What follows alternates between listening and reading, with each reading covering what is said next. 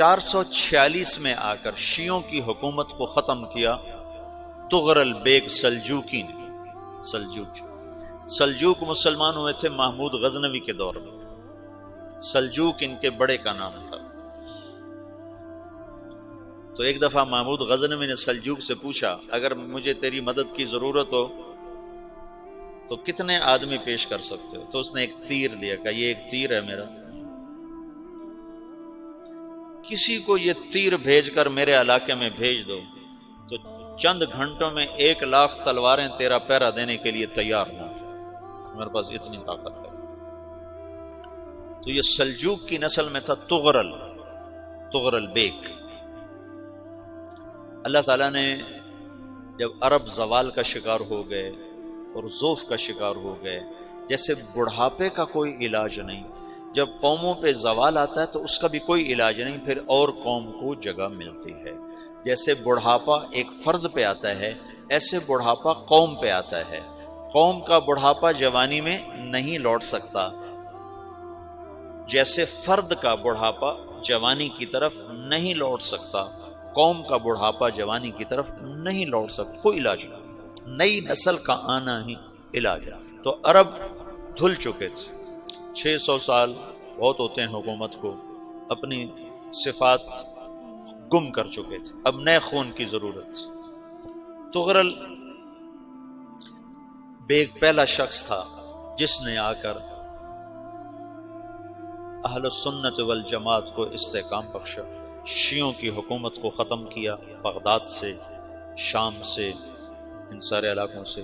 صلاح الدین ایوبی نے اسماعیلی شیعہ کی حکومت کو ختم کیا، مصر۔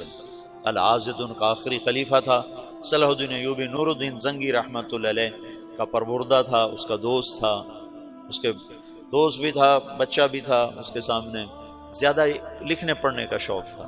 پھر اللہ تعالیٰ نے اس سے کام لیا اور اس کو مصر کا گورنر بنا کے بھیجا، مصر کی مدد کے لیے بھیجا۔ تو وہاں اس نے صلاح الدین ایوبی نے وہاں ختم کیا، تغرل بیگ نے یہاں ختم کیا۔ تو پھر سلجوک جو تھے نا یہ اقتدار میں آئے، ادھر ختم ہو گئی سلطنت بنو عباس کی، مصر ایک چھوٹی سی ترکوں کی سلطنت۔ تو اللہ تعالیٰ پھر مرکزیت کے لیے ایک نظام چلایا، 2 لشکر آپس میں لڑ رہے ہیں ایک میدان میں، ایک جنگلی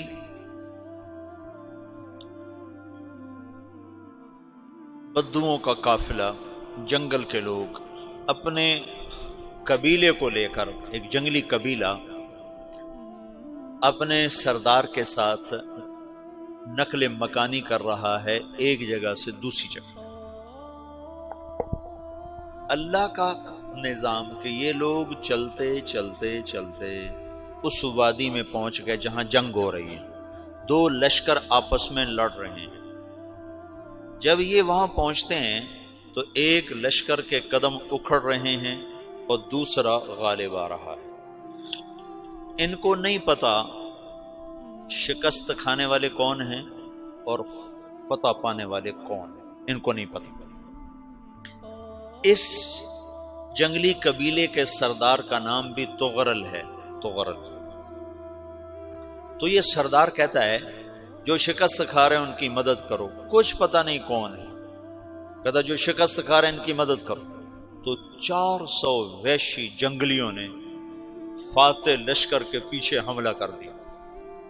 وہ تو ایک کافی ہوتا تھا، 400 دوڑ جب تلواریں پڑیں تو چند لمحوں میں نقشہ بدل گیا، بھاگنے والے جم گئے اور جمنے والے بھاگ پڑے۔ جب جنگ ختم ہوئی تو شکست خوردہ لشکر کے بادشاہ نے ان کو بلایا، اسے پوچھتا ہے مجھے جانتے ہو میں کون ہوں؟ کہا نہیں۔ کہا تو تم نے میری مدد کیوں کی؟ کہا انسانی ہمدردی کی وجہ سے، تمہیں شکست ہو رہی تھی اس لیے تمہاری مدد کی۔ اور اس نے اپنا تعارف کرایا، میں ہوں سلیمان سلجوکی، ترکی کا بادشاہ۔ مسلمانوں کا لشکر تھا اور تاتاریوں سے شکست کھا رہا تھا، تاتاری فتح پا رہے تھے، مسلمان شکست کھا رہے تھے۔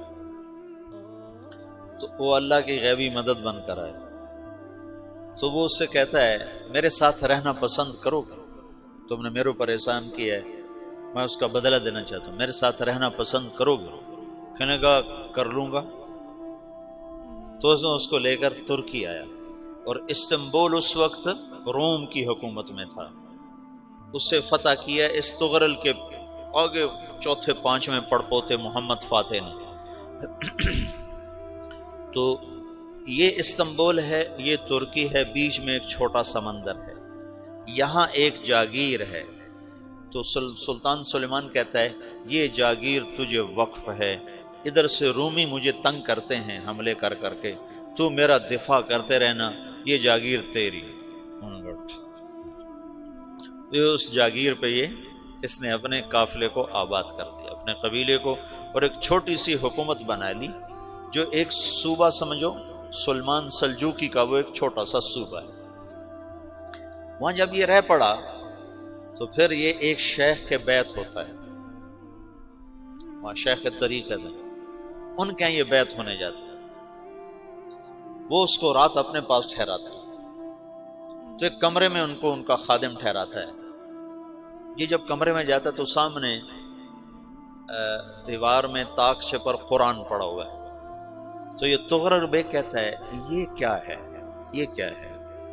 تو وہ خادم کہتا ہے یہ کتاب اللہ ہے، قرآن ہے۔ اچھا، وہ اس کو وہاں چھوڑ کے باہر چلا جاتا ہے۔ وہ دیہاتی آدمی، جنگل کا رہنے والا، پہلی دفعہ زندگی میں قرآن دیکھا، وہ کہتا ہے یہ قرآن ہے، اللہ کی کتاب ہے، میں اللہ کی کتاب کے سامنے سو جاؤں، کتنی بے ادبی ہے۔ تو اس نے ایسے قرآن اٹھایا اور سر پہ رکھ لیا اور کھڑا ہو گیا، ساری رات قرآن سر پہ رکھ کے کھڑا رہا۔ رات کے پچھلے پہر اس کو خواب آیا، کھڑے کھڑے اس نے دیکھا کہ اس کی پشت سے ایک چاند نکلا اور شیخ کی بیٹی کے سینے میں جا کے اتر گیا۔ پھر اس لڑکی کے سینے سے ایک درخت نکلا جو پھیلتے پھیلتے پھیلتے 3 بر اعظم پہ چھا گیا، افریقہ پر، یورپ پر، ایشیا پر۔ پھر اس کی آنکھ کھل گئی، وہ کھڑا ہوا ہے، تو اس نے صبح یہ خواب اپنے شیخ کو سنایا، تو انہوں نے اپنی بیٹی اس کے نکاح میں دے دی۔ اس بیٹی سے ایک بچہ پیدا ہوا، تغرل بیگ نے اس کا نام رکھا عثمان، عثمانی ترک نام سنا ہوا، جو میں نے کل بتایا تھا کہ 1924 میں وہ خلافت ختم ہوئی۔ تو ایک بیٹا پیدا ہوا عثمان۔ عثمان نے پھر ایک نئی اسلامی حکومت کی بنیاد رکھی جو 1924 تک چلتی رہی، کوئی 800 سال یہ حکومت چلی۔ تو حکومت کا شیرازہ بکھرا، لیکن پھر جڑ جاتا تھا، اور وہ قرن اول والا جوڑ کبھی نہ پیدا ہوا، ٹکڑے بن گئے۔